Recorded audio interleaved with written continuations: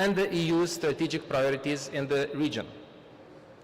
In a market where the EU and Saudi Arabia are deeply interconnected, supported by strong diplomatic ties and robust trade and investment links, ECC-KSA converts interest into practical collaboration by convening decision makers, facilitating dialogue, and representing European business with one voice at the highest levels.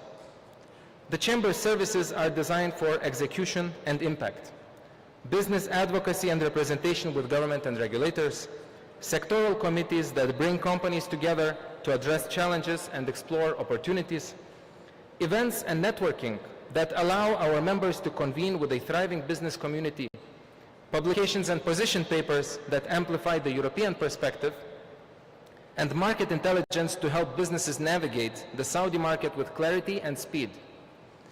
These capabilities are proven through ECC-KSA's milestones, sectoral events, and targeted high-level engagements that build trusted relationships and translate into actionable pipelines for European companies operating in the Kingdom.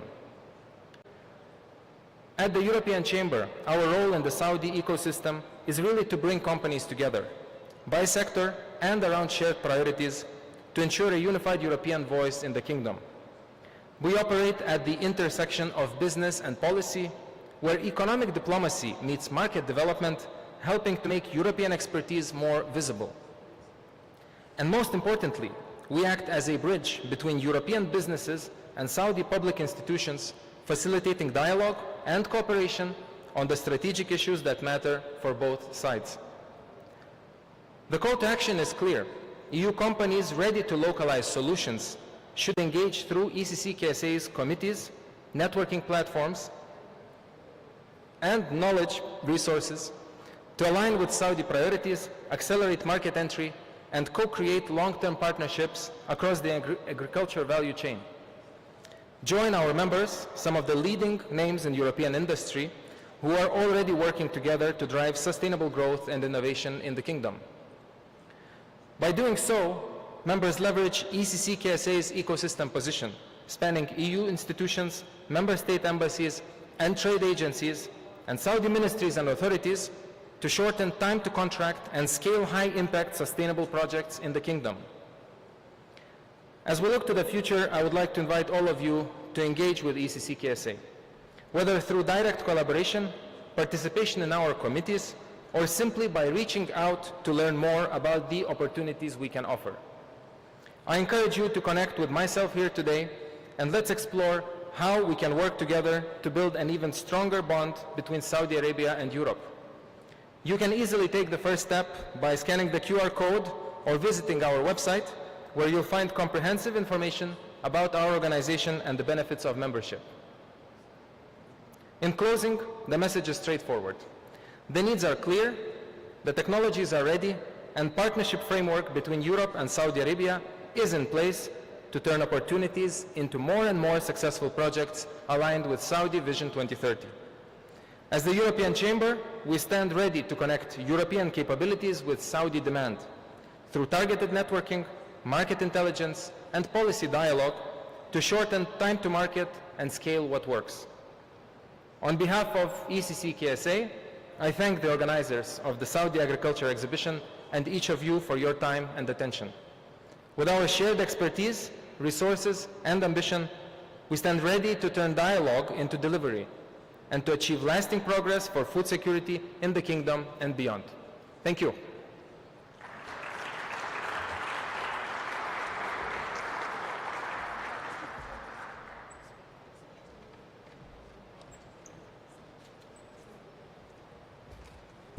Thank you, Mr. Gadvilas, for this insightful speech. May we invite you in the middle of the stage so that we can present the trophy. Thank you.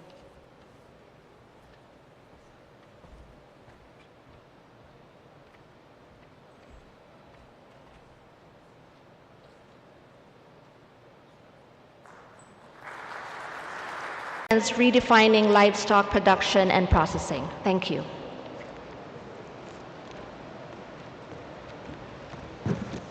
Thank you very much, Tracy. I'd like to invite our three speakers up to the stage, please.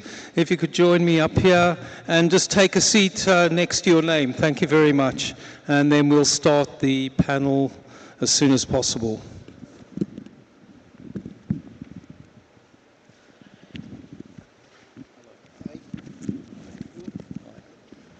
Oh, I've met you before. Okay, gentlemen, just to kick it all off, if you could just give me 1 quick minute about who you are, where you're from, okay, and kind of a bit about your work, yeah? Yes. Thank you. I am Abdullah Smayyeh from Arasco. Serve as senior VP of commercial. I'm working in this business since more than 25 years. Thank you. Thank you, Professor. To the crowd, please. Thanks. So my name is Amr Sayed, professor of animal infectious diseases and head of research at Life Circle Nutrition, Switzerland. And currently I am a consultant of Husn al-Taqniya in Saudi Arabia. I was honored last month to be among the top 2% according to Stanford as the top 2% in opinion leaders worldwide. This is the fourth year consequently. So 2025, 2024, 2023, 2022, I was in the list. Thank you for joining us again this year, Professor. And Mr. Imtiaz, the robotics expert. Yeah, my name is Imtiaz Shamsuddin. I'm flying in from London. I've been involved in sort of deep tech, automation, robotics, AI for 15 years. Me and my business partners have built about 14 companies, sold one, about $120 million of value, and then somehow I ended up in chicken farming. So that's what I do now. Thank you. Engineer Abdullah, Arasco, huge company, regional leader. Could you share how the company views the opportunities in the livestock sector and the future of that livestock market in the Kingdom of Saudi Arabia? Absolutely. We see this the existing opportunity driven by two factors. It's Saudi Vision 2030 and the growth of demand high quality protein as opportunity to expand in this. Under Saudi Vision 2030, there is a clear directive to enhance the food security in Saudi Arabia through the red meat. And we see this is the big opportunity in our market today to invest in this side.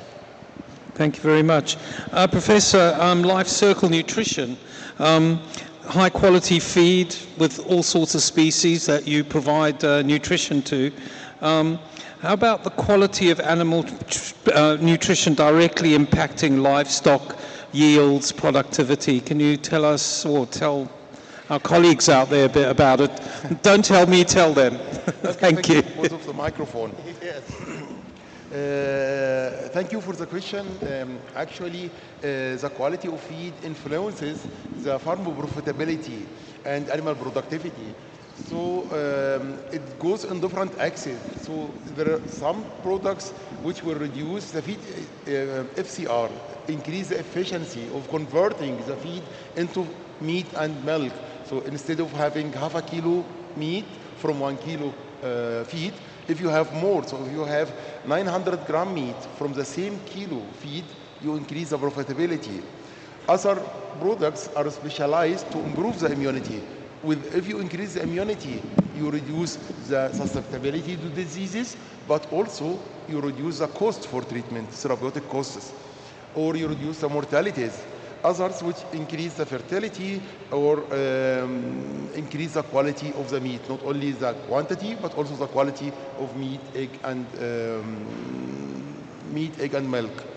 For instance, we have a product in Switzerland, so it is actually against heat stress. It is a unique product directed against heat stress. But they found in North Europe that it increases the fertility in parallel. That's why it is used very common in North Europe, where there is no heat stress, because of its role to improve the fertility. So this is an example. Thank you, Professor. And Imtiaz, you're the chicken guy, aren't you, on the panel? Yeah, so that's your speciality area. We discussed that a little bit earlier.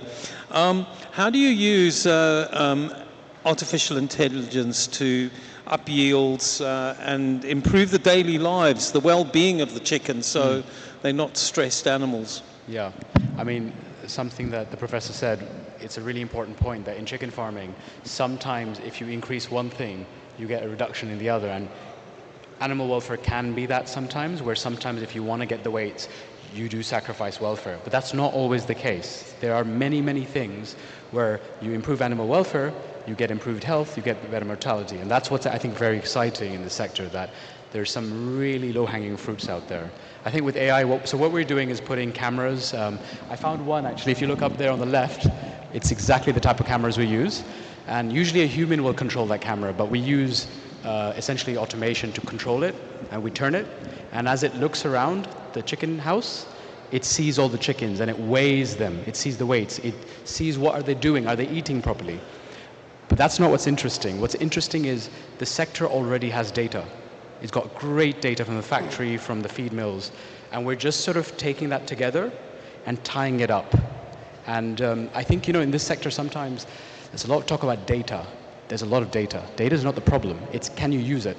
And I'm really interested in things like agentic AI systems which can take control of where you send a truck or things like that. So I don't want to take too much time, but what's exciting is we already have data. What do you do with it? So looking at the data feeds, how do farmers, I mean, the chicken, we discussed earlier that there's big players in the chicken market, and are they using that data effectively to up yields, to make sure that they've got a sustainable farm or units within their farm operations? Yeah, so I mean, I want to say, I think Saudi chicken farming has done that by bringing in expertise and training local expertise, right? Because chicken farming is very expert driven. You really need the right people. But I don't think that's always sustainable, because as labor changes and all that, you have to have systems. So I think what I try to do is really work with the farmers and the expertise, and you give them tools to do that better. We're not trying to replace that necessarily. You're trying to take best in class and apply across. Because, you know, sometimes in chicken farming, one farm going down takes your profitability out for your site. So it's, you know, it's a really sensitive sector. And when you think about Vision 2030 and food sovereignty, one disease can drop Saudi production 20% in 1 year, right? I mean, I'm sure the professor will back me up on this. So it's a very important thing for protein. Like chicken is the biggest protein here. So we need to make sure that all the players are kind of at the same level and better when it comes to control, because one disease can wipe out your crop. Thank you. Yeah, that's quite a statement there about chicken disease. We've seen it all before in Europe, especially. Professor, consumer awareness around food safety, and we'll just continue on that theme. So, animal feeds. What are the challenges with animal feeds, food safety, healthier products for end consumers? It's a very good question, thank you. And I agree with my colleague that mass production usually comes on the cost of animal welfare. And actually there is no conflict between animal production welfare if we take all parts of the problem into consideration. As a Swiss company, you know, animal welfare is very important. Human health is very important. That's why we believe in one concept, one health for all. So in some countries where they give bad quality feed full with mycotoxins to the animals, actually the animals will be thick, but in the same time the mycotoxins will be excreted in the milk, in the eggs, and come back to us. So we are all in one boat. It is one health concept. And For example, the liver, should I proceed? Yes, thank you. Thank you. And for instance, we have a very good trial, fish kept in water polluted with heavy metals. So, you know, in some countries, they rear the fishes in industrial sewage or in agricultural drainage. The amount of heavy metals increase inside the fish, but also the concentration increases in the muscle of the fish. And when the consumer eat it, it comes back to us.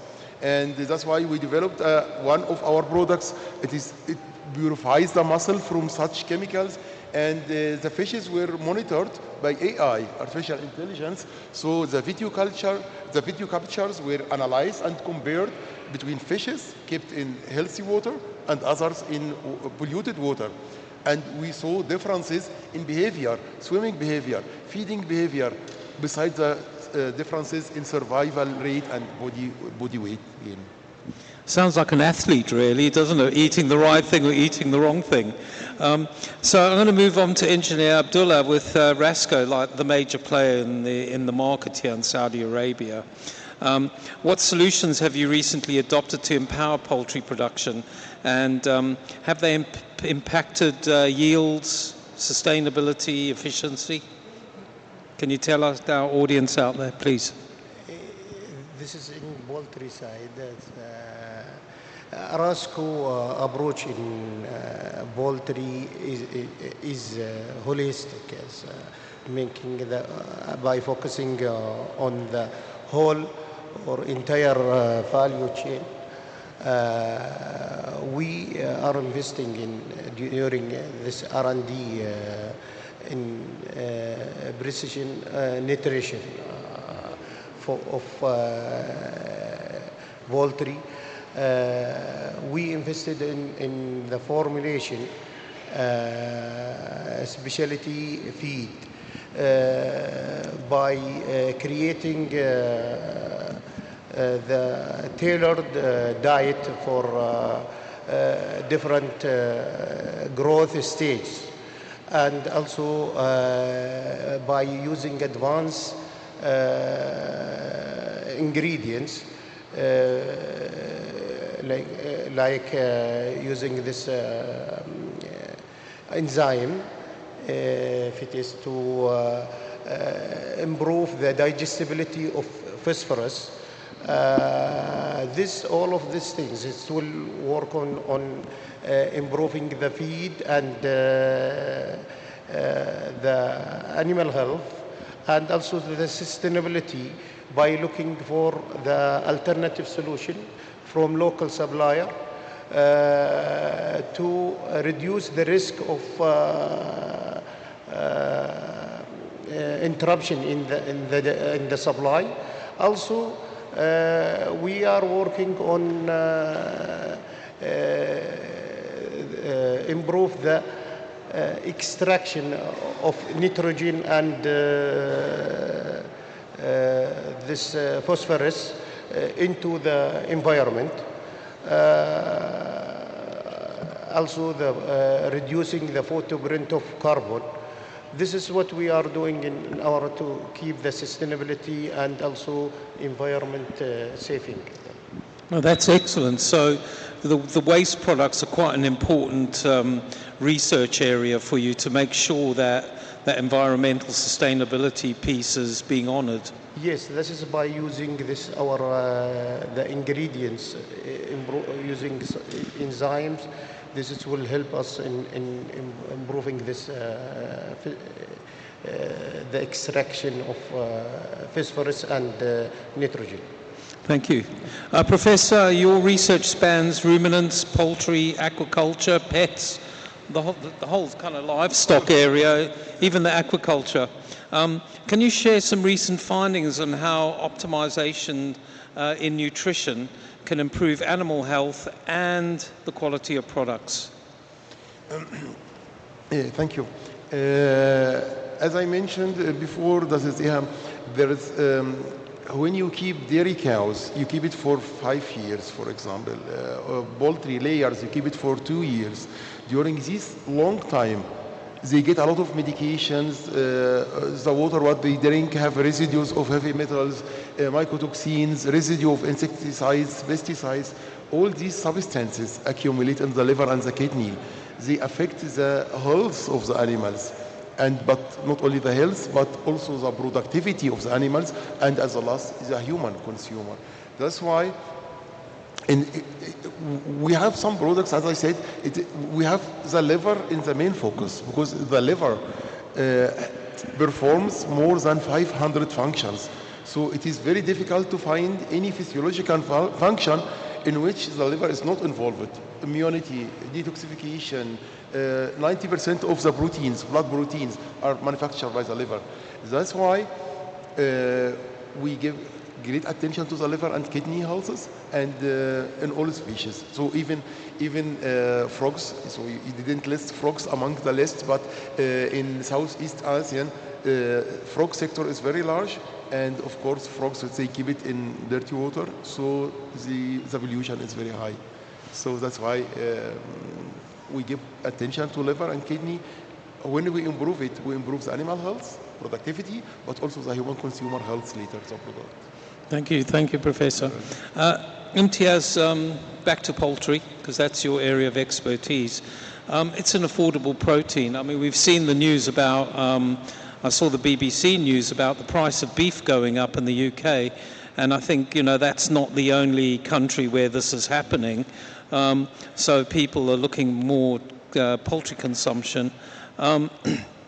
How is the poultry industry going to help the global food security problem? No, this is for Mr. Imtiaz. Sorry, Professor.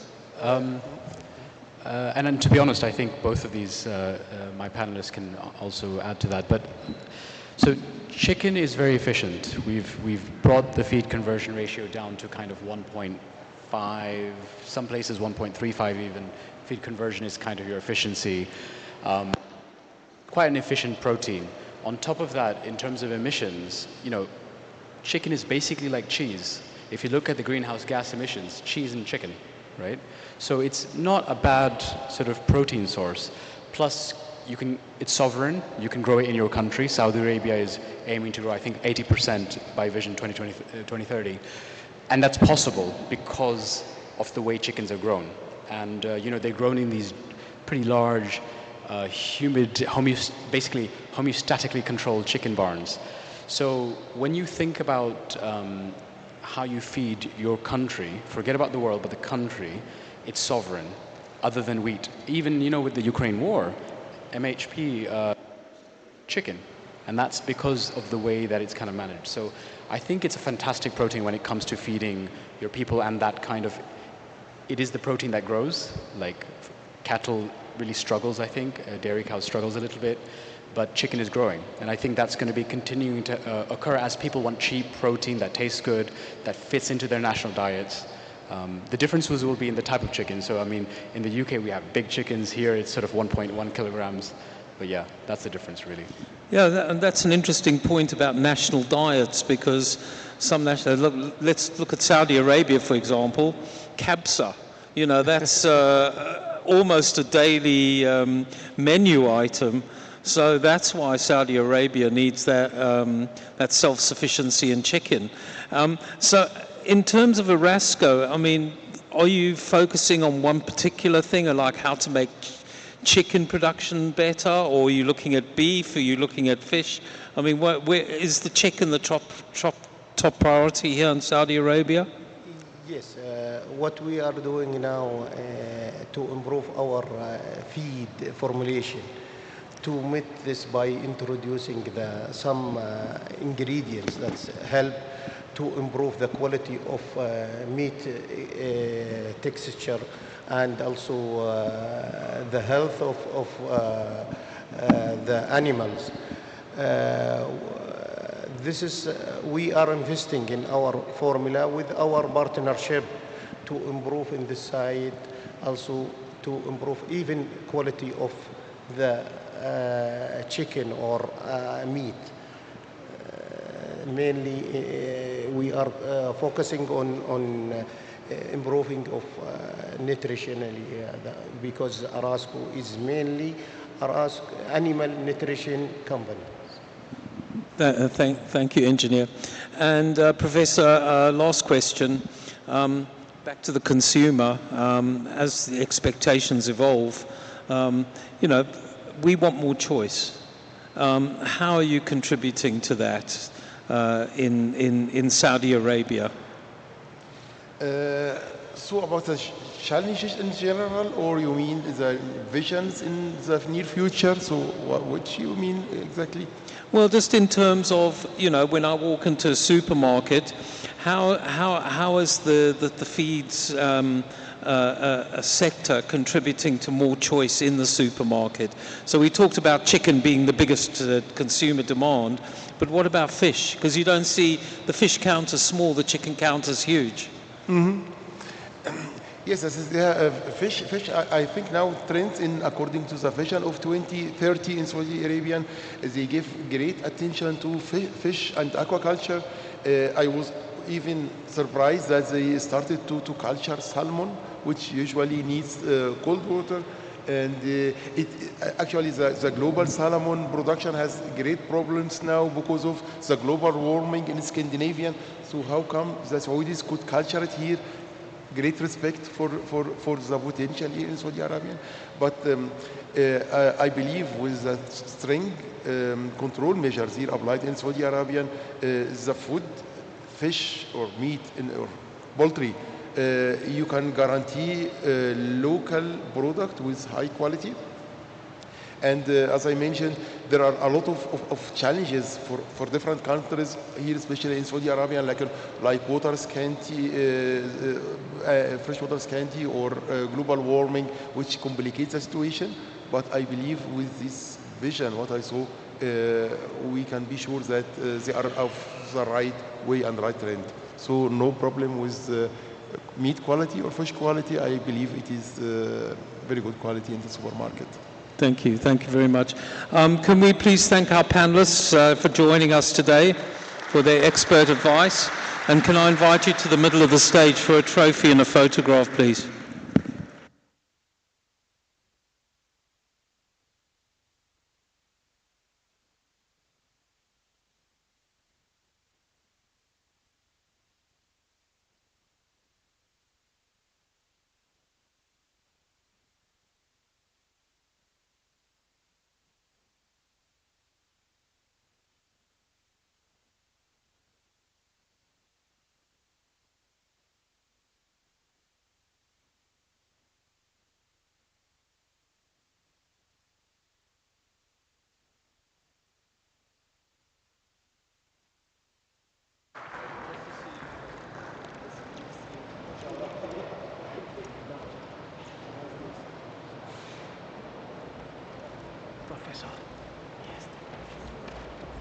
Our next panel is entitled The Future of Mills and Feeding, Stepping into the Next Generation of Livestock Production.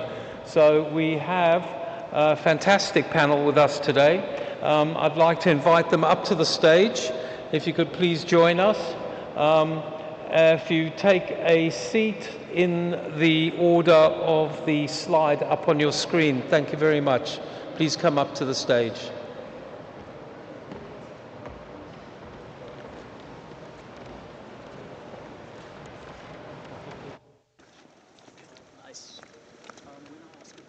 Give the answer to the audience, not to me, okay? Yes, okay. Okay. When I ask a question, please give the answer to the audience, not to me, okay? Audience.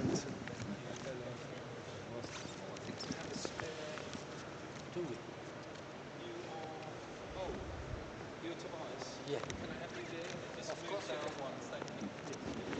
Can you, thank you very much. Just so the camera gets all the overview stuff.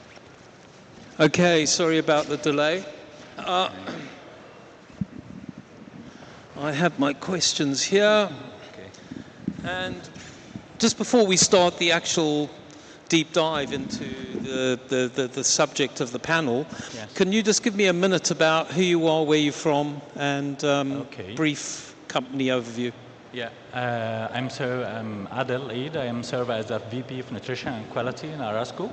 At the same time, I'm an Associate Professor of Animal and Poultry Nutrition, Cairo University. Nice to meet you, everyone. My name is Tobias Bollmann. I am the CEO of Casely International. We are a German family-owned business producing ear tags for animal identification. I'm Dr. Anna Viga. I'm the Chief Technical Officer of Green Technique Private Limited in India, and we are manufacturer of green chillers. Good afternoon. My name is Martino Cilighini. I'm CEO and co-owner of Cesco APC, a family-owned German company specialized in the design and supply of grain terminals. Good afternoon. Assalamu alaikum. I'm Tamir Sherbini, head of retail, Al Dahra Agriculture. And today we are representing Al Dahra in Saudi. Thank you very much for introducing yourselves.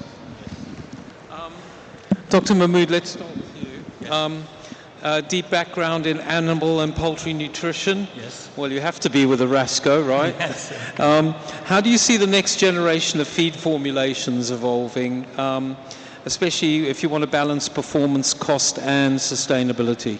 Yeah, nowadays, based on the current situation of upgrading of strain performance, not only in poultry, also in ruminant in general, beef and dairy, there is a different approaches to maximize the benefits from the animals. In formulation, we try to all the time to maximize the benefits from the raw material utilized in the feeds.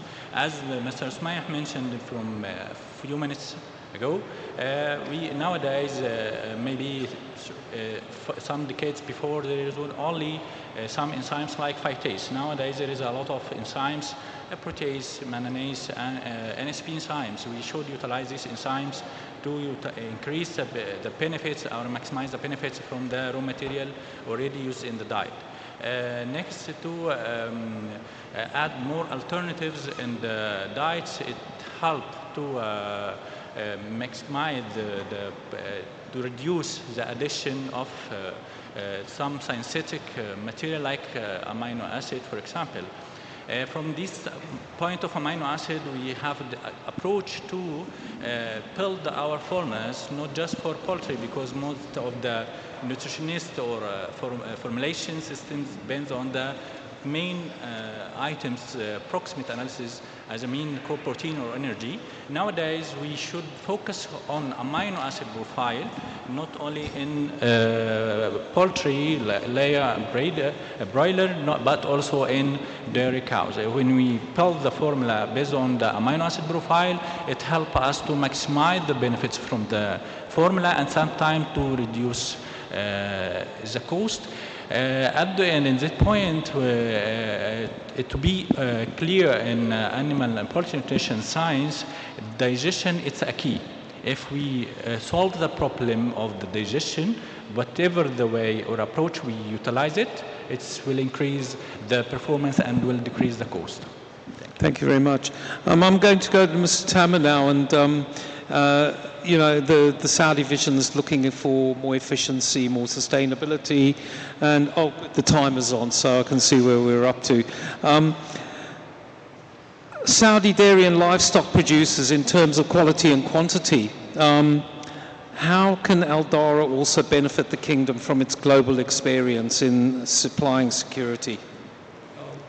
I don't know if you are aware of Al Dahra, but we're in this market since 12 years. We are serving major factories and dairy farms in this market. Al Dahra proved within this decade that we are serving this market with a high quality products and volumes unlimited. So with Al Dahra, we have a very strong logistic arm which can move around 300,000 containers a year. I don't think anybody in the market can do that. So we are one of the key players, can do this kind of, we can say, a strong connection with our partners and to save them in the crisis. And we proved that in 2023, 2024, during the crisis in the Red Sea. So to find this kind of partners, I'm not because I'm from Al Dahra, but because this is the truth. So our partners find us a reliable partner in terms of, can say, volume during the 12 months of product, non-stop. And I give an example which is happened recently. Our product stopped from Europe, so we move it from South Africa. Our product stopped in US, we moved them a product from Europe. So this kind of network gives us a strength in the market, and Al Dahra have a very strong commercial team, can lead this movement in the market. And with our office in Riyadh, we grant the after sales for our clients. So we give the sales and after sales, which is very important for our partners as well. Thank you. Dr. Bolman, traceability and identification is obviously, and so we know who you are because you're wearing the badge. So I suppose the cattle are wearing the badges as well, aren't they? We see them on their ears. So in terms of modern livestock production, this electronic ID system, how does that affect like the way farmers react with the livestock? Yeah, I think we can all agree that identification by itself is not really attractive thing in the day-to-day life and work of a farmer or a producer. But looking at electronic identification, it's basically a door opener and a foundation for all the interesting and fascinating automation and digitization opportunities that lie ahead in massive and increased production and farming. Basically, electronic identification gives you the opportunity to keep the single animal in the focus while dealing with the increasing complexity of scaling up business in animal production. Looking at questions like you want to count the animals on multiple occasions, on multiple locations within your area. You want to know how the food supply is on every individual animal. You want to know how the milk production is, how the build-up in meat production is. And these are all relevant questions to actually manage your facility. And electronic identification gives you the chance to actually do this while keeping an eye on the individual animals themselves. What's very important from our side there is that you look at the longevity and the durability of the products that you use. So it's very important that in EarTech and electronic identification has a high longevity, that you do not have to change it, and that the RFID technology that is molded in and that it's working with, that is basically the foundation, that this technology meets the criteria for a long period of time, in best case during the whole lifespan of the animal that we are talking about, after taking it for first time after, like, let's say 2 days or a week after it's born, up until the end of its lifetime. Thank you. Dr. Vega, grain's got to be stored somewhere, and sounds like your area of expertise, because obviously there's moisture, there's heat, there's all sorts of different elements. And what are the main risks that create the variation in grain quality? Could you just explain to the audience how that works? So the problem is basically that grain is a living good. So even after harvest, it is pretty much alive. So it respires, converting starch into CO2, temperature and moisture. And this process is even faster in hot climates. And the problem is, once we have higher temperatures in the silo, we get several problems with it. So we have increased infestation, because the higher the temperature, the faster the insects multiply. And we get starch loss, as I just mentioned, because of the respiration, as well as nutrient losses. And another very big problem, especially in feed, is the production of mold and subsequently mycotoxins, which are really a problem for the animal health, especially for poultry, because they have a very short lifespan. And this means that perfectly safe grain at harvest can get spoiled, it can get unsafe, it can get even unusable, which translates directly to the feed quality as well as the animal health. Thank you very much. Dr. Siligini, I hope I said that correctly. Yeah, Siligini. Tesco, your company, specializing in design supply of industrial plants, in the grain logistics area. Why is efficient grain handling and storage so critical? I mean, Dr. Vega's kind of given us a brief idea of maybe silo-based, but there's a whole sort of supply chain there, isn't there? Yeah, that's right. We are living now in a time of unprecedented uncertainty. We have geopolitical instability, we have global supply chain disruption, and extreme weather events that are reshaping the agricultural and the grain logistics. So food security is no more a theoretical discussion. Food security has become a national imperative in order to ensure political and social stability.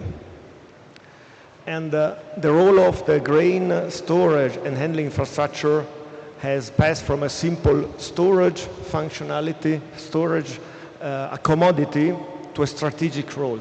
So we have to talk about strategic storage in order to protect the national reserves, to soften market shocks, to stabilize the prices, and finally to ensure food supply in continuous way, even in time of crisis like we heard before.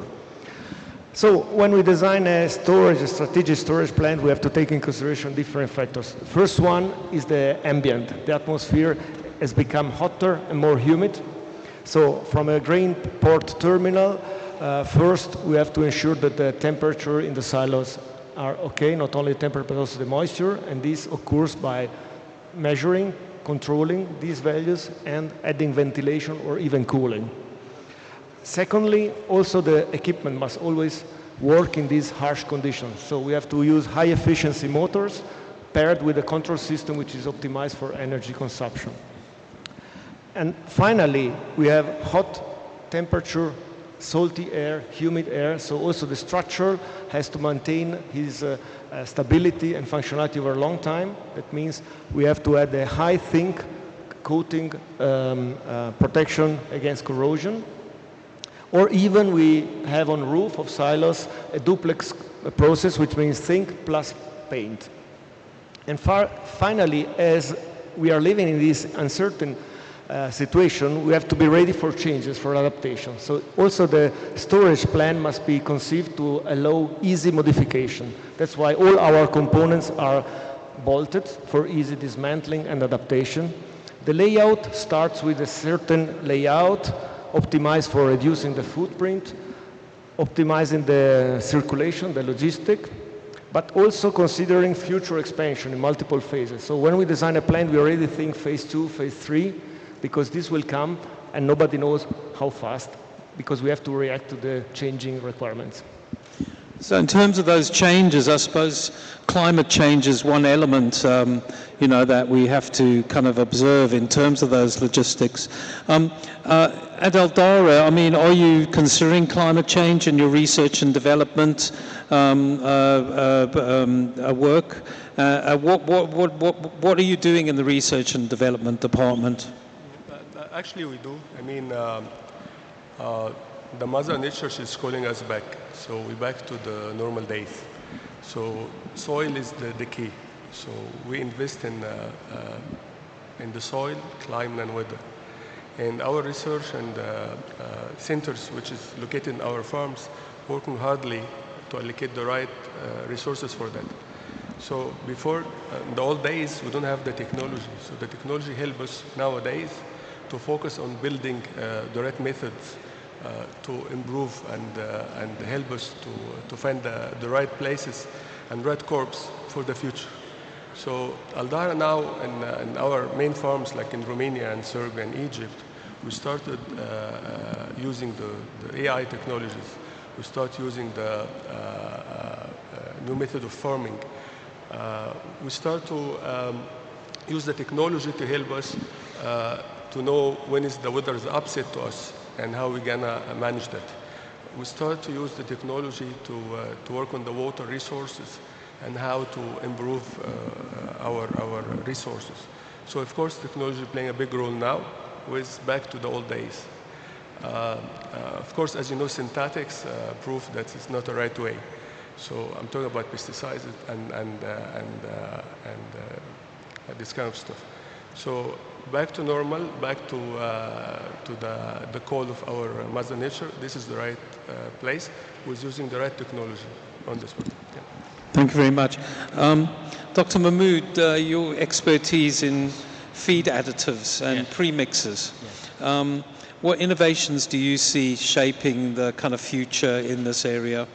Actually, as the panelist mentioned, nowadays the digitalization it's considered main. It's an era of AI. And nowadays we use data analysis. It's important to utilize historical data and daily data in the all feed mills, okay, to improve and enhance the formulas. Because the formula it's a key, okay, and so this formula should build on the clear data, clear quality data, clear full analysis, not just like before protein and energy. Nowadays we go in depth in each material. For example, in premixes, for example, nowadays we adjust and tool manufacturing for premixes for each animal in each stage to utilize. At the same time, it's help in sustainability because the production of premixes was as to satisfy the needs of the animal in different stage. It's increased profitability. By the way, when I reduce the cost by utilize right quantities for each animal in each stage, and at the same time nowadays in premixes, for example, at the same time we now use different formulas sources from, for example, minerals in trace elements because it's tricky elements in premixes. We utilize organic minerals in different forms. It's decreased the quantities could be added to the formula at the same time increase the performance of the animal. For feed additives, there is many feed additives nowadays. As the feed additives considered as like raw material in addition. Yeah. For example, what additives could be increased digestion to decrease the effect of harmful bacteria, for example, because as we mentioned last few minutes ago, its digestion is a key, not just for poultry, also for all type of animals. So we try to utilize all technologies, all feed additives could be available in the market because nowadays researchers and all the universities and institutes try to maximize the benefit as possible from the raw materials because there is a scarcity of raw material based on the climate change. It reflects on the availability of raw material. So we try to utilize it. Nowadays there is a new approach, for example, in poultry to utilize fiber sources. It's maybe before it's it's not applicable, but nowadays we try to utilize fiber sources not just in layer or breeders like ruminants, but now in broiler to increase the benefits from this type of material. So there is a lot of approaches could be increase the profitability and at the same time help in sustainability. So it's balancing profitability with yield and sustainability it should be actually any nutritionist or feed millers. Yes, the cost is the main. Yes, even with our formulation program nowadays, it's least cost ration. It's the name of program, least cost ration. So all programs nowadays try to increase or differentiate the content, and even for amino minerals and vitamins inside the raw material. Because before everybody works in that field, ignore the minerals and vitamins could be provided from the raw materials now and depend on the premixes or so on. Now every nutrient inside the raw material, we try to utilize it as possible to decrease the quantity, and also the strain production and the genetic companies try to maximize to help the animals to reduce the quantity at the same time to produce more. So the cost So less quantity, more nutritional value. Yes. Good. So just leading on from that, with the identification area, that hard technology, how's that going to link into things like AI, blockchain, automated feeding systems? Yeah. Sorry, this is for Dr. Bowman. Also on feed mills, there is an AI utilization. Let's let Dr. Bowman answer that one. Yeah, Thank you. Happy to follow up on that. So I think the use cases are quite clear and they're already existing. So I've mentioned that electrical identification gives you the chance to keep the single animal in focus, and that you want to know how good it is fed, how good it is moving and everything, and how their milk or flesh performance is going. And the machinery that is used for that in higher scale production facilities is already using the electric identification to really get an idea what real single animal is standing in front of me right now, and then is adapting the level of food that is given there. So if I can identify the animal, oh, this sheep has been here the third time today, then it's not going to give out as much food as it would be if it came for the first time. And if at the end of the day I see, oh, that animal hasn't come here all day long, let's call a vet because something must be wrong. So you have everything in place to use it. I think it's right now still a question of the investment scope that you have to take into consideration, but otherwise the use cases are already lying there. Will it be feeding the animal? Will it be milking output? So I guess everything you actually need is in place, and from our perspective at Casely, the greatest chance is to adapt this and enhance this with a DNA analysis. This is what we also offer to conclude this and increase the value of the livestock continuously. So apart from usage of AI, is actually using of DNA samples to increase the value of the livestock because of better mating decisions, because of better disease precautious systems. So that's something where AI in analyzing DNA values also has a great chance to increase the value of livestock. Thank you. Dr. Vega, grain conservation, what's in the pipeline for the future? I'm sure the audience would like to know a little bit more about how you're going to tackle these challenges as we see climate change changing on a daily basis. We see new technologies, we see digital twins, we see all sorts of things happening in the industry. What's next? I mean, the future of grain storage is going to be data-driven, preventive, and climate resilient. So what we do with our technology is we blow in cold dehumidified air into the silo to bring down the temperature to safe levels, where we don't have any problems with infestation, we don't get any mold growth and mycotoxin development, and we don't get any starch and nutritional value losses there. It's proven for all kinds of grains like corn, soya beans, wheat, rice, and so on. And in future, together with sensors, together with digital monitoring, we are already in a place where we can control the temperature and relative humidity in unprecedented manners right now, keeping the grain safe at all times. And we are doing large-scale trials as well with all kinds of grains, where we are showing that all these issues can be solved by lowering the temperature, and the data is very clear, the results are very clear, and this makes grain chilling not just a preventative tool, but also a key sustainability enabler. We can reduce chemicals, we can reduce energy costs, and we can safeguard all the food and feed. Thank you very much. Dr. Silagini, so moving grains farm to farm, so we've heard about cold storage already. I don't know if that's practical, the kind of, the logistics and the volumes and things like that. But what do you see in terms of export terminals and other types of logistics to do with grain storage, grain transport? What's the future in that area?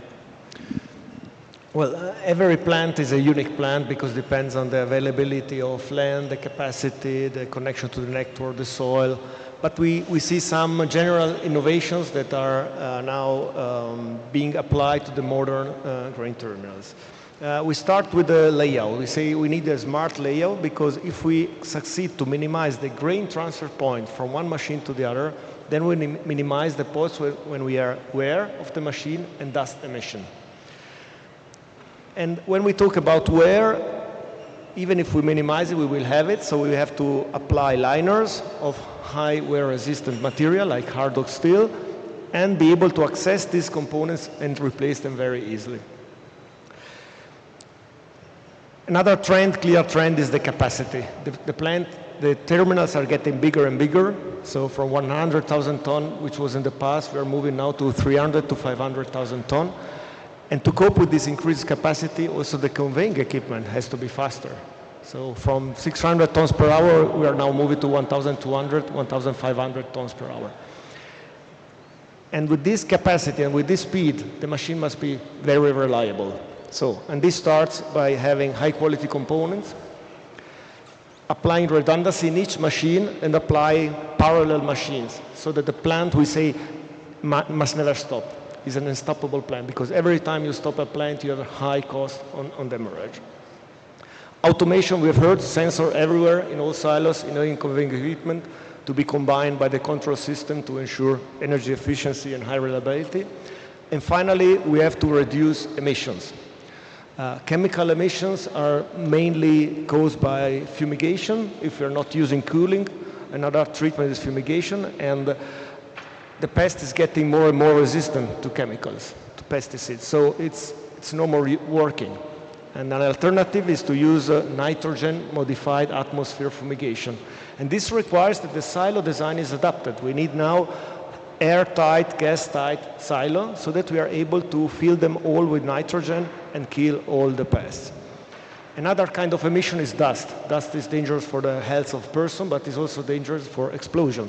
And we need to minimize it. So to apply in several points, aspiration and filtration point, but also to ensure that all equipment is enclosed. So fully enclosed belt conveyor, for example, solve this issue.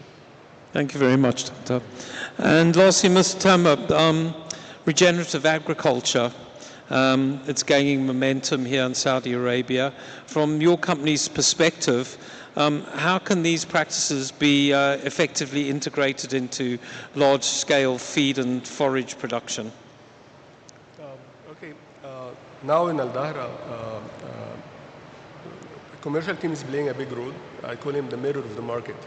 So this mirror of the market gives the feedback to the farming. Could you get closer to the microphone, please? Okay. So I'm saying the commercial arm of Al Dahra, I call it the mirror of the market. So he gave us the feedback in the farming.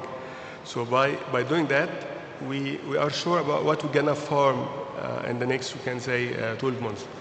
So of course, by using regenerative agriculture form, which is I think this is the right way of doing business in the farming. So instead of regenerative, so instead of degrading the land, we are regenerating the land. This is give us, we can say, an add value, and give us the flexibility of choosing the crop, which will be fit for what the commercial needs. And this will help us for, we can say, secure the food for, the volume which is requested by our partners. Nowadays, especially those days, we have a lot of, we can say, unusual crisis, which can affect us in terms of supplying. But by applying these methods, we are sure how to serve our customers. So I believe this is the... Thank you. We're going to draw the panel to a close, and I'd like you all to give a round of applause to our experts here today. Thank you very much. Thank you. And if you could come to the middle of the stage for a photograph and a trophy, please.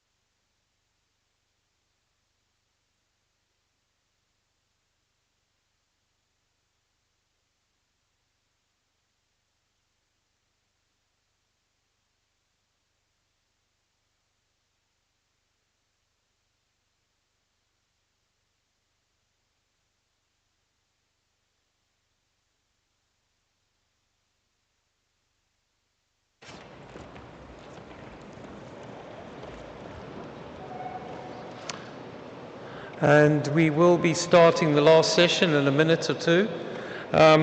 We will be talking about feeding tomorrow, the future of food processing, food packaging and the supply chains. Obviously, we're going to be looking at the cold supply chain, the normal supply chain, and how people like me and you eat on a daily basis. So could I ask the panelists to please come up to the stage and take a seat just under your name. So we have 1, 2, 3, 4 new panelists with us today. Please come up to the stage. Thank you.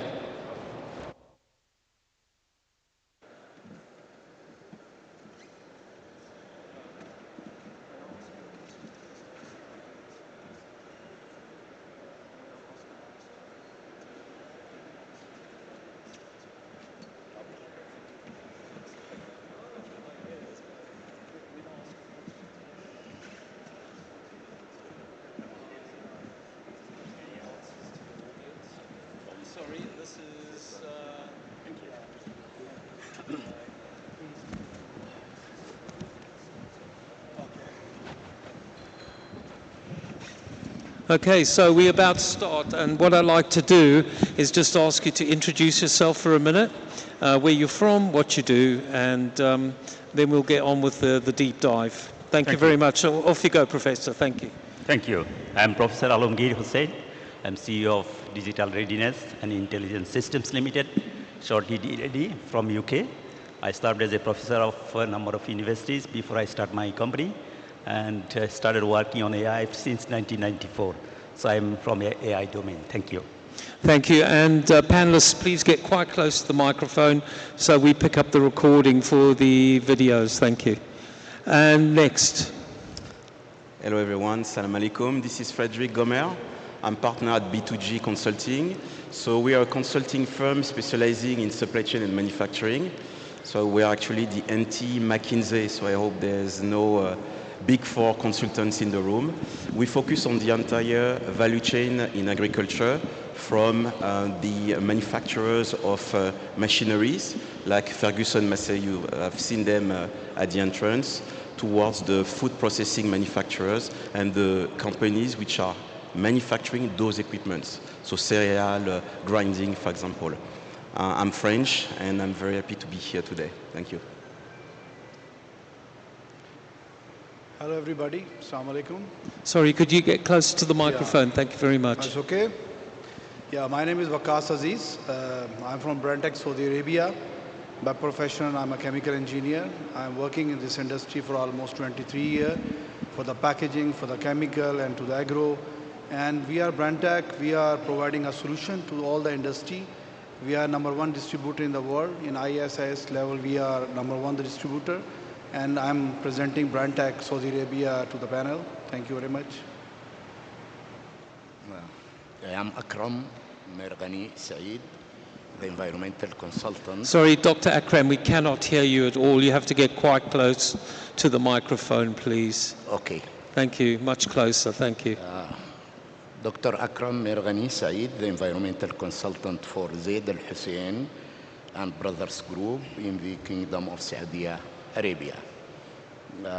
My professional and field experience in renewable energy, biomass, and environmental impact assessment studies using remote sensing techniques and GIS. I'm also an associated professor at the Sudan University for Science and Technology. Thank you. Can I just remind panelists, please be quite close to the microphone and speak up a bit so that we can get you on the recording and all our attendees can hear you very clearly. Professor, responsible AI, it's your thing, isn't it? So give us a rundown on how do we make sure AI in food and agriculture stays ethical, transparent, and truly human-centered. Industry 5.0, really, isn't it?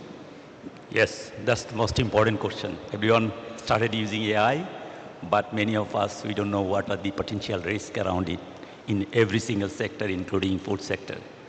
So we have to make sure that ethically we are designing a correct AI system. It is human-centered. It is monitoring continuously to improve in dynamic way. Otherwise, there are challenges. So let me give you an example. Let's say fishes are not eating same amount of food every day, every time. Same fish. They eat different amount. Now, cloudy day, rainy day, sunny day, we explored, we investigated, we found they are eating different. Now, if we make a generic decision support system and give 1 extra gram of food for 1 billion, let's say, salmon or trout, think about the total cost is about $90 million additional cost. Not only that, it brings contamination, it brings health issue for fishes, and as well as human.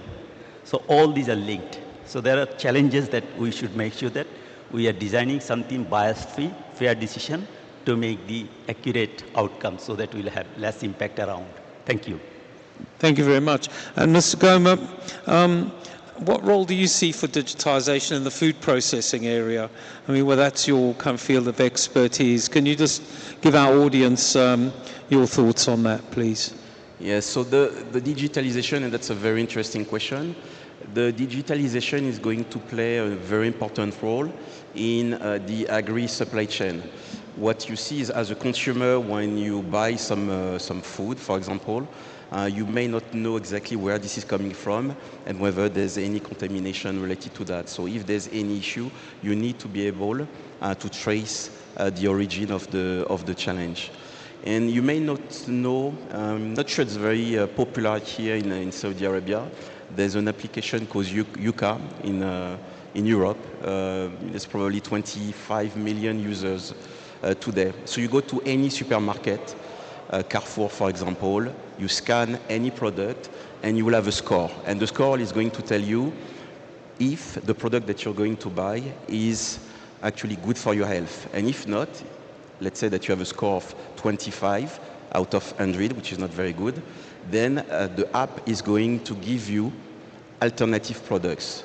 So what we see in supply chain and in digital supply chain is how we can actually trace information which are important for the consumer in the entire value chain of the product. And this is where the digitalization is playing an important role.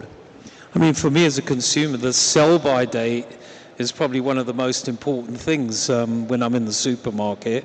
So is there any innovation in that area to do with digitization? Or any technology kind of performance area things going on? Yes, you may not remember the technology called blockchain, which was a failure globally and worldwide, but some companies managed to actually use the blockchain, which is a network, private network, where every stakeholders, players, third-party logistics, manufacturers, suppliers, consumers, supermarkets, they will be certified and authorized to operate on this, let's say, private network. And for example, there are companies such as Walmart who trace the entire step-by-step chain on those platforms. For example, for Dole, as you may know, the banana producer, or mangoes, or any product. So there are more than 20 suppliers today, where it used to take 6 days to know the origin of a product whenever there was an issue, and today it takes 2 seconds. So those are the type of use case in terms of digital applications which are going to expand more and more. Thank you. Mr. Wakas, your company Brenntag deals in raw materials and preservatives, those kinds of things, to create safer food. Can you just elaborate on that for us, please? It's a very good question from your side. Can you get much closer to the microphone, please? It's Thank a very you. good question from your side. You know, Brenntag is only one of the top 3% company in the global which working on sustainability and the carbon footprint. We are offering a solution to our client on the basis of traceability. If you want to check, we are qualifying our supplier, our partner on the basis of their product and how they are more sustainability in the world. And the carbon print is also very important for that. And our offer product line is based on that proper traceability, and we are checking each and everything to go to the customer platform properly and see how they can work in the market. Thank you. Dr. Akram, your role on Saudi Arabia's nurseries, you've done a lot of work in that area. How are you boosting production to achieve national security or food security in Saudi Arabia? Okay. The strategic mandate, local producers are the pillars of vision of Saudi Arabia 2030. For the nursery role, I'm represented Zaid Al Hussein Nurseries, which is, we have 7 nurseries here in King Saudi Arabia, producing about 18 million plants annually for ornamental plants. We are contribute a lot in climate change by absorbing millions of tons of carbon dioxide. We are also follow the update technologies and modernized system for production. For example, like establishing of bank seats so as to guarantee the good and healthy plants we produced. Using also greenhouses technologies, some are fully automated, and we have a protocol for the maintain the plants. We are producing most of our plants from ground covers, seasonal plants, shrubs, trees, etc. Some are propagating from seeds, other by seedlings.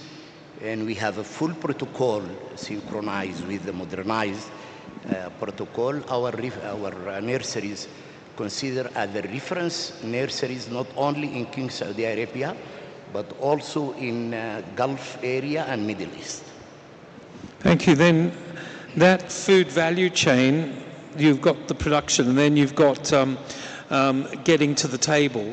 So what kind of technology and better environmental management can your company and other companies in your business play to make sure that the yields, from the farm to the table are the same, so we don't get any destruction or wastage?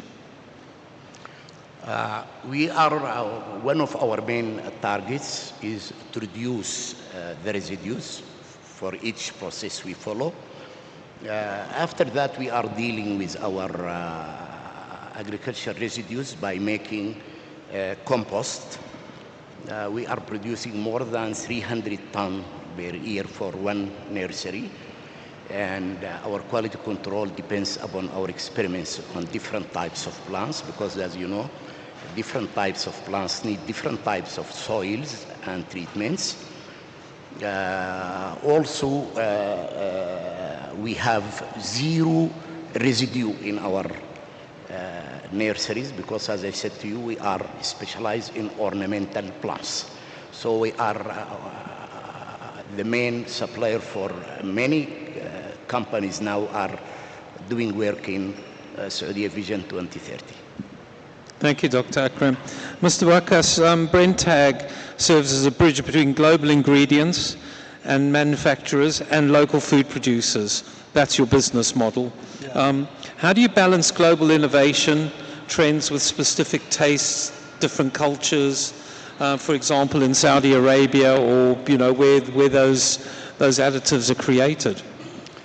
Yeah, it's a very good question. We having a big team in Saudi Arabia. We having a warehouses locally where we store the materials, so on time, whatever the requirement coming from the customer side. We having an expert in the packaging and food side. Whenever you require any product development, you need any testing or that sort of thing, we already available there. Brenntag having a privilege. We opened one of the largest innovation lab into Saudi Arabia recently. This is in Riyadh, and we are offering a service of free of cost to all the customer to come and develop some flavors, to develop some sustainability product, to check their product. Either they want some new recipe, they want to be meeting the level of global, and also we going to the places to bring the the knowledge within to Saudi Arabia. This innovation lab is also bring a knowledge about the Europe and also from the Far Eastern countries through our expert. We having on-spot availability of different exhibition also we participate and we give the knowledge to them. We are working with the ministry recently also with some sustainability, also footprint on the carbon, reducing the emissions, and our product are also based on it. So if you see what product we are offering every year is reducing the carbon footprint. So if you compare with other supplier, it will be calculated basis as well. That's why we are one of the largest sustainability, one of the top 3 companies in the world who representing as a footprint to Saudi Arabia. So then we having a distribution network all over the Saudi where the raw material, everything is available on time, because nowadays the big problem for globally is the availability. So when you come to the availability, it's different geopolitical problems, and sometimes the products are not available, so delay in the logistic and other problems. So we on spot, we have a big warehousing facility which serve the people in the Saudi Arabia. Thank you.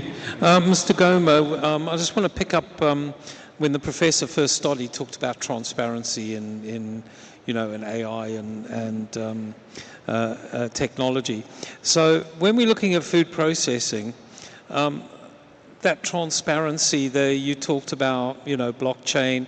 How does the consumer even know that? I mean, how are we informing, how are we educating consumers? How are we keeping that whole food traceability transparent so that they can go, wow, oh, I like that brand because they've just told me that it went from here to here to here. It's got a QR code, I can follow the truck or whatever. Like when you get your Amazon parcel, you can track it all the way from the warehouse to your front door. Absolutely. The consumer today, as you and me, are looking for more transparency on the products that they consume for their health. That's something which is extremely important. And there are today many information available. The challenge is how do you make sense of the information? And most companies, when you talk about a product that you will see on your table, may have gone through a number of hands. And those hands, it could be food processors, it could be manufacturers, it could be a distributor, it could be if the product needs to go through the cold chain because it's temperature control. So you may not know if the product is still at the right temperature when it arrives, if we are talking about an ice cream, for example, on your desk, on your table. So it's today, all the information exists. The main challenge is to gather all this information and make sense of it. And there's not really, except usually the end wholesaler or distributor or supermarket where you are buying the product, who is trying to collect the various information for all the suppliers that they are using. You may imagine if you go to a supermarket, you will have tens of thousands of items, of products. So it's a huge amount of data to process. So the challenge today is to collect this data from the different chain. If you work in the industry, you know that you have a supplier, you have a third-party logistics, for example, you have a few distributors. How do you get the information? How do you integrate the different systems? So today, what is easier than before is collecting the information through IoT. So those are sensors, basically, that you can actually attach, or RFID tags that you can attach to the product and follow different information. The temperature can be one of them. And once this is done, is how do you pass this information through the different key stakeholders throughout the chain until the consumer. And this is where some of the applications, the app Yuka that I was mentioning, it's one of them because there are several, are playing an important role. Those apps are free and they collect all those information for the benefit of the consumer. So does more transparency equal more cost then?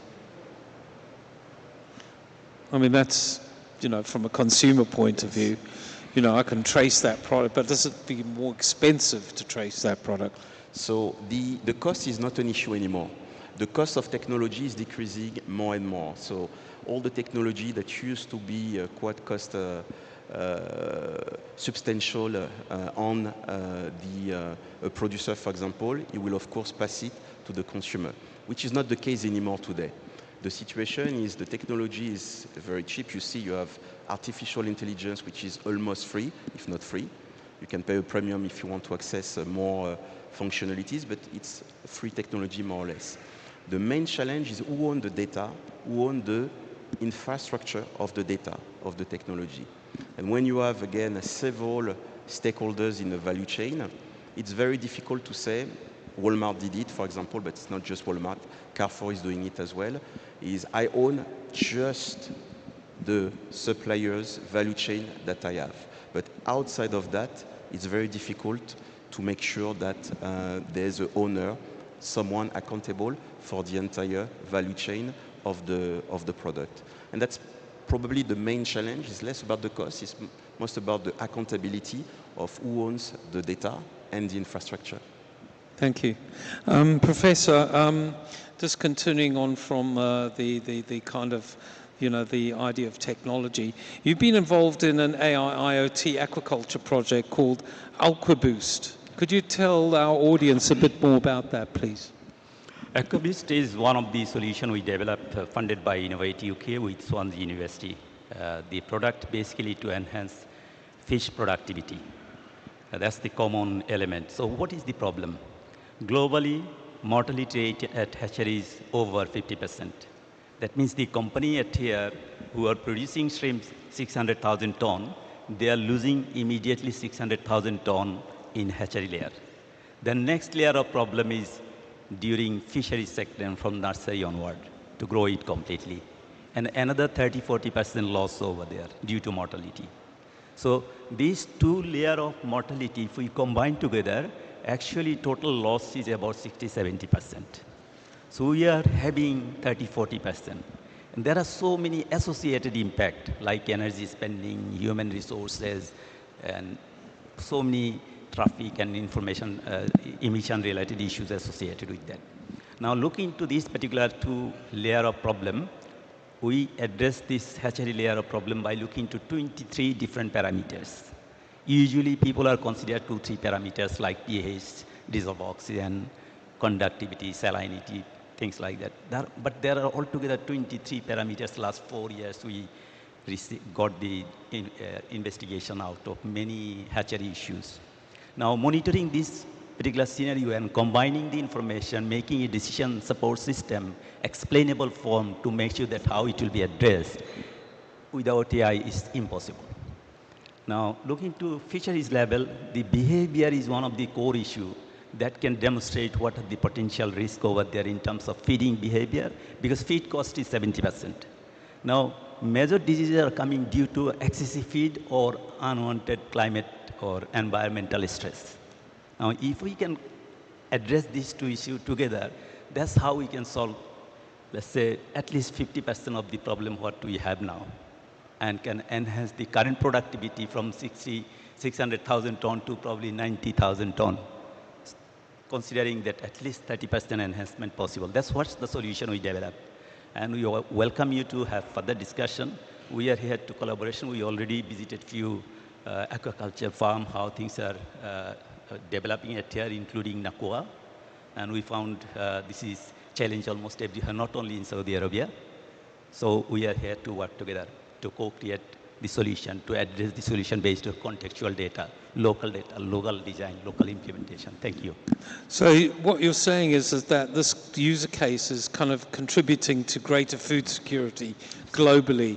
So how do you see that? How do you see that development taking place with, your research in this area?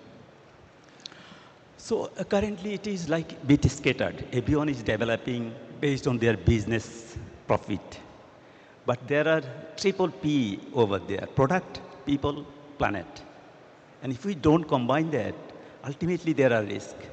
We have to ensure that when we are developing, we are optimizing all possible parameters to make sure that it will not bring impact to human well-being, it will not bring impact to climate or planet, so that we can address it together.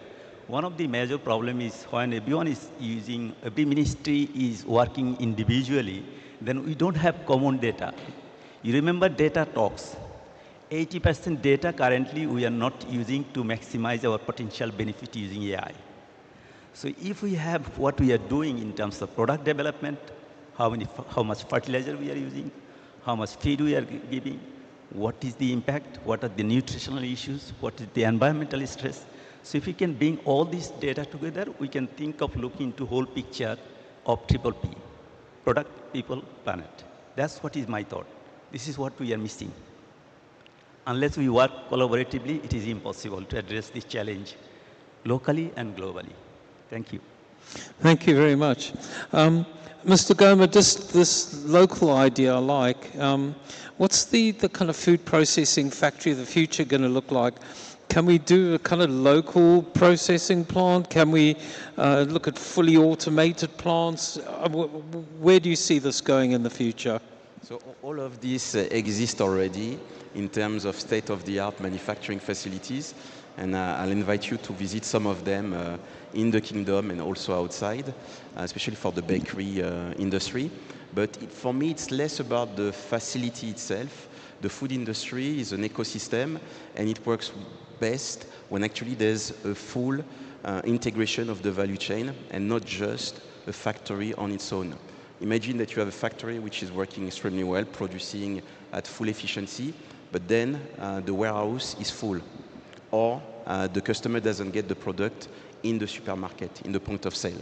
So you need to look at the entire ecosystem, and where I see the most advanced technology or advancement or the future of the factory would be more the future of the supply chain, which is how do you integrate all those different elements. Today, you have all the pieces of the puzzles existing, but the system is not very smart. There's not really, let's say, a control tower which is able to manage the flows efficiently in an ecosystem to make sure that you can actually move the products from where it's produced until the table of the customer in a fast and efficient way. So you have inventory problems, you have distribution problems, you have manufacturing efficiency problems, of course, but the entire ecosystem is something that needs to be improved. And I see artificial intelligence as one of the ways to improve all those elements. We are talking about very complex topics in terms of challenges. We are trying as consultants to fix some of them, but the artificial intelligence as a control tower is going to bring much more improvements in terms of what you can do when you look at your entire ecosystem. And to finish, today we are currently working with ALAT. You may know the supply chain and manufacturing arm of the PIF, the Public Investment Fund. And this is the key topic for them, is how do they build an ecosystem, industrial and supply chain ecosystem in the kingdom, which is smart. And this is what we try, not in agriculture yet, but in some industry vertical. We start few examples, and from those examples, we'll be able to move to the next industry. Agriculture is one of the very strategic ones. Thank you very much. Mr. Wakas, feeding tomorrow. This is what we're talking about, the future. We're coming near the end of the panel. How's Brentag helping food manufacturers in the kingdom?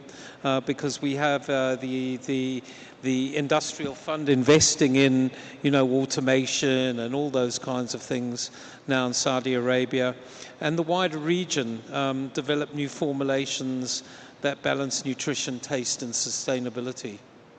Thank you.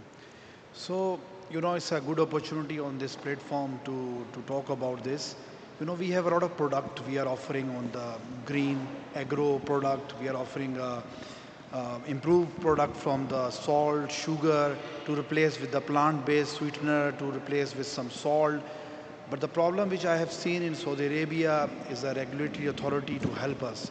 Because most of the companies we're trying to bring these product here is difficult to introduce because of the expensive.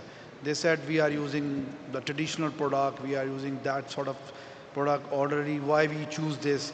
The labeling is also very important to use it, what type of labels are using, what type of fragrance they are using, essence. So this is not good for the health, and also it's globally changing a lot. So I again request to the authority to take proper action on this side and put some regulatory actions that to restrict these products into Saudi Arabia. So that's why we will work more on sustainability and increase the carbon footprint and to reduce that thing into Saudi Arabia. So this is quite important. And you all are here. We are open in Riyadh. We are having an innovation center. You come, develop your product, whatever you want to develop, some new flavoring, some new recipe, to see the trend globally, what are the new things are coming, what improvement came in the agro sector. We are introducing a green crop protection products. We are introducing a green fertilizer which help to increase the yield, which increase the production of the product, and also to reduce the water intake into Saudi Arabia, which is a big challenge. And I also emphasize again to youngster. I have seen now in the hall, there's a lot of youngster here to come and grow the market of agriculture and join the head, because I have seen there is quite less people coming up to this profession. But as a growing industry into this region, you must join the hand and work together to develop that thing. Thank you. Thank you. Dr. Akram, there's a user case from Kaust University where they've upcycled date waste to create a biopolymer, which is quite interesting. From your company's point of view, waste management, obviously, you know, that's an issue. What do we do with all the waste from food processing? From the research in your company, are there any promising methods for recycling agricultural waste, food waste, and adding it back into the value chain? Yes. Fortunately, now we are on the establishment stage of a biojar factory in one of our farms in Jof. We have about 5 tons per day as agricultural residues. We are participated by our product in COP16, which is very promising for combating desertification and amend the soil physically, chemically, and providing habitat for beneficially microbes. As we know that most of the Saudi soil is sandy soil, so there is some physical problems with it, like porosity, water retention, etc.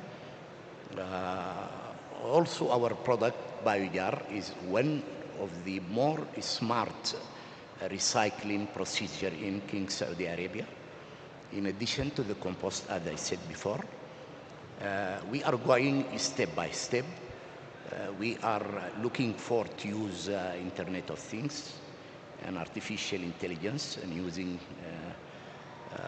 all those modernized systems to introduce it in our production. For our residues regarding our farms and nurseries, fortunately, we have zero residue. We are recycling all our residues. Now we are also thinking to have a biogas unit for the accommodation of laborers in those farms and nurseries. Also, we have a problem with the as you know, if we are depending upon the wells water, it is high salinity. For the treatment of those salt waters, now we are adopting a very advanced systems, not like the traditional one in the past. Now we have devices that we can treat this salinity water and produce water with 300 to 50 ppm. We can use it for irrigation of our trees. So we are discovering the innovation regarding our field, and we are going step by step, inshallah, just like Saudi Vision, inshallah, by 30, inshallah, we will leave attach our goals. and achieve our goals. Thank you, Doctor. Please thank our experts. We've come to the end of the panel. Big round of applause for them. Thank you very much. Thank you. And if I could ask you to come to the center of the stage for a trophy and a photograph.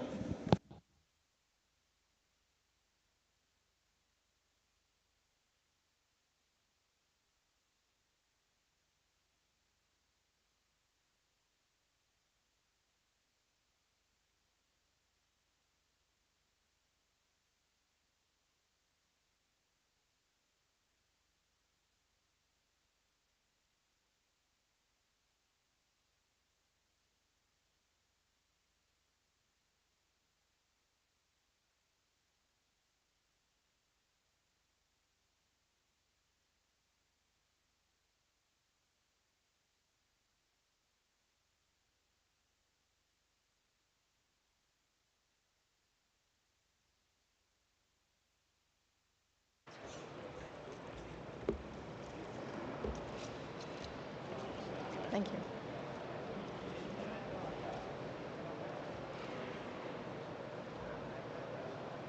أعزائنا الحضور، نشكر حضوركم واستماعكم.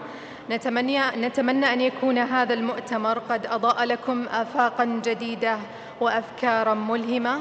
نراكم في السنة المقبلة بإذن الله. Dear attendees, thank you for your presence. We hope this conference has opened a new horizons and inspired fresh ideas. Have a pleasant evening and see you next year. Thank you.